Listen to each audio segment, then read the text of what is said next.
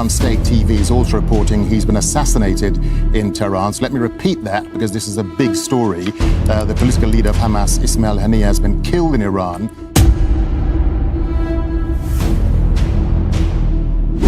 On 31st July 2024, Israel eliminated Ismail Haniyeh, the political leader of Hamas, in an attack in Tehran, the capital of Iran.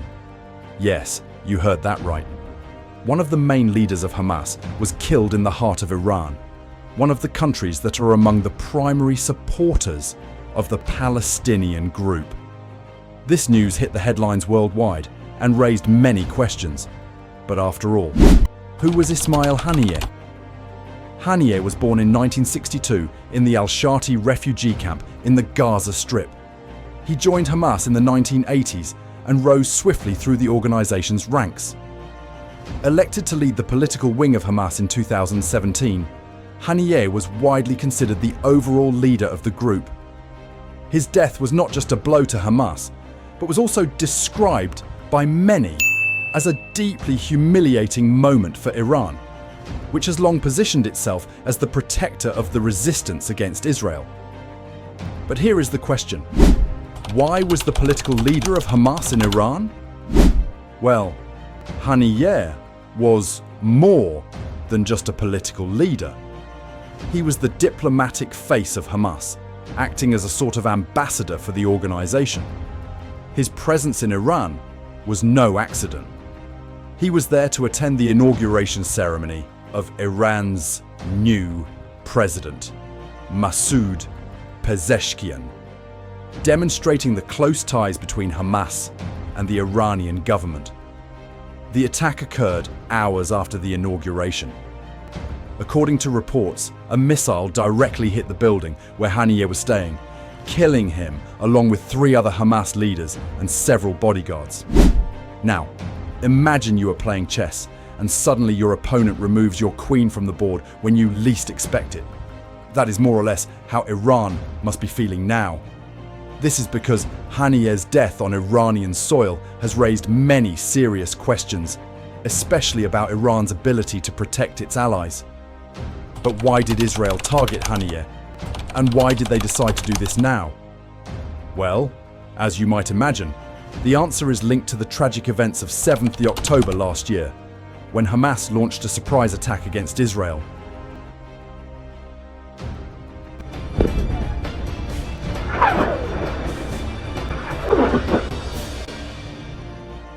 Since then, the Israeli government has vowed to eliminate anyone involved in this attack. At that time, shortly after the 7 October attack, Haniyeh was quoted as saying, "We will continue the resistance against the enemy until we liberate our land, all of our land." Although Haniyeh was not directly involved in the tactical military operations in Gaza, his leadership position and statements made him a high-value target for Israel. But Haniyeh's assassination is not an isolated event. It is actually part of a series of Israeli operations that have heightened tensions in the region. The day before, Israel claimed to have eliminated a senior Hezbollah commander in Beirut, Lebanon. Fuad Shukr was accused by Israel of planning a rocket attack on the Golan Heights, occupied by Israel the previous Saturday. These 2 sequential attacks against Hezbollah in Lebanon and Hamas in Iran appear to be part of a broader Israeli strategy to target the resistance axis in the Middle East.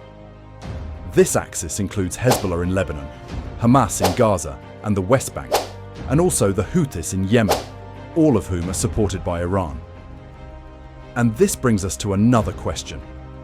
How did Israel manage to carry out such a daring attack in the heart of Iran? Well, the exact details of the operation are still unknown and are at the very least intriguing. This is because the attack in Tehran that killed Haniyeh was carried out by an F-35 fighter jet, a state-of-the-art stealth aircraft. Israel has been using these planes to strike targets in Gaza and Lebanon at a very high pace. Normally, these planes require a lot of maintenance, but this has been possible because the United States and many European countries have been sending many spare parts. Additionally, Washington has been providing many air-guided weapons, but here is the interesting detail. The F-35s have a short range, meaning they cannot reach Iran without aerial refueling.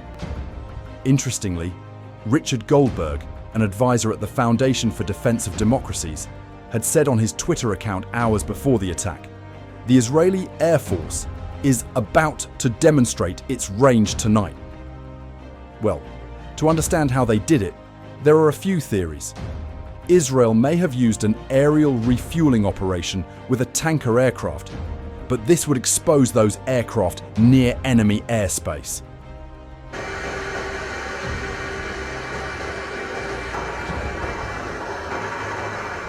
Another possibility is that Israel used a new type of external fuel tank to extend the F-35's range. In this case, the aircraft would jettison, so to speak, the external tank when near the target to regain its stealth capabilities.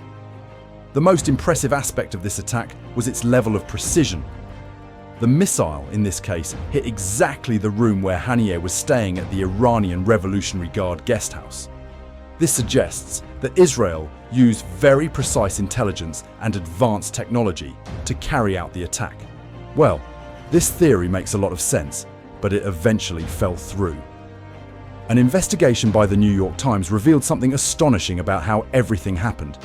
It was something much more subtle and at the very least ingenious.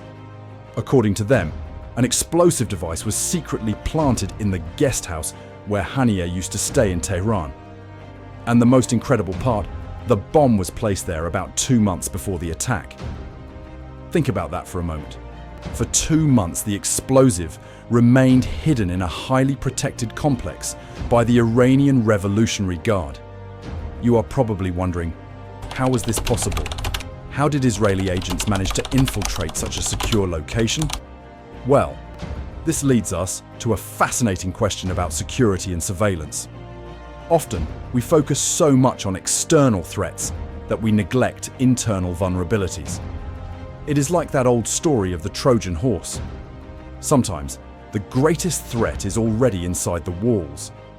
The complex where Haniyeh was killed, known as Nejat, is in a posh neighborhood in northern Tehran.